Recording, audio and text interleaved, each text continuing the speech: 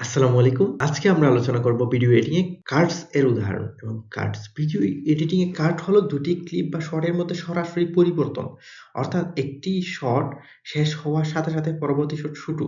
কোনো ট্রানজিশন বা ফেজ ছাড়া একটি দৃশ্যের গতি ধারাবাহিকভাবে নাটকীয়তা ব্যবহার করা হয়। মূলত আপনার ভিডিওতে কিন্তু অনেকগুলা সিন থাকে। এক সিনের পর যে আরেকটা সিন আসে এটাই হলো কাটস। যেমন এক্ষেত্রে আমাদের হার্ড কাট আছে, জাম্প কাট আছে, হার্ড কাট, ম্যাচ কাট আছে, ক্রস ডিসলভ আছে, এল কাট আছে, জে কাট আছে, স্মার্ট কাট আছে। এর মধ্যে হার্ড কাট হচ্ছে এক ক্লিপের পরে সরাসরি আরেক ক্লিপ চলে আসবে। কোন প্রকার ট্রানজিশন থাকবে না। এটা হলো হার্ড কাট। জাম্প কাট আছে এক শটের পর বা অবস্থানে হঠাৎ লাফ দিয়ে দ্রুততার সাথে সেখানে অনুভূতি দিবে। মানে হচ্ছে নায়ক বসে আছে, পরে হঠাৎ ফ্রেমে দাঁড়িয়ে আছে। তাহলে সে এখানে জাম্প কাট দিয়ে দিল।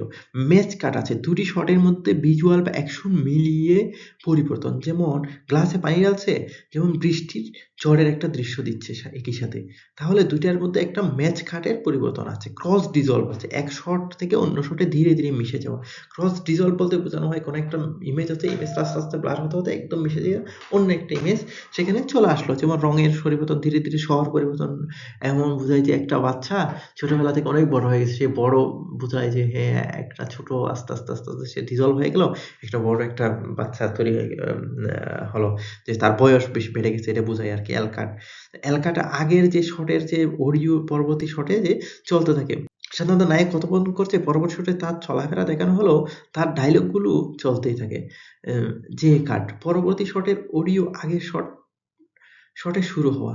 মূলত নতুন শটের ডায়ালগ আগের শটের দৃশ্যে শোনানো হয়।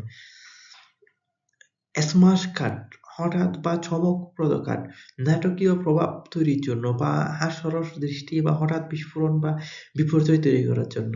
আদার্স অন্যান্য কাটগুলো আছে, ইনসার্ট উইথ আছে মূল অ্যাকশন থেকে সংক্ষিপ্ত শট দেখানো বা তথ্য যোগ করার জন্য সাধারণত এখানে অন্যান্য কাটস ব্যবহার করা হয়। তাহলে আমরা কাট বলতে বুঝি বিভিন্ন সিন কিভাবে একের পর এক এসে একটা ভিডিওতে যুক্ত হয়, সেটি হচ্ছে ভিডিও এডিটিং এ কাটস। ধন্যবাদ সবাইকে।